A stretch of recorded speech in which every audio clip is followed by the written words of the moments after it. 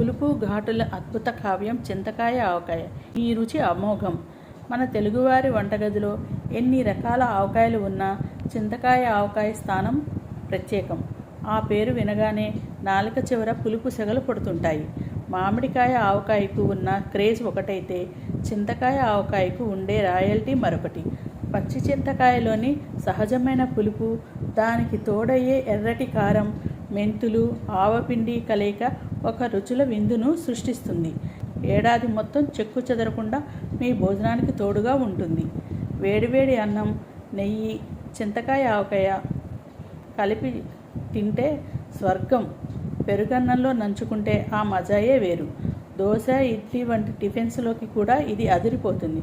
బజార్లో దొరికే ఇన్స్టెంట్ పచ్చళ్ళ కంటే ఇంట్లో స్వచ్ఛంగా పెట్టుకునే ఆవకాయకు సాటి ఏదీ రాదు.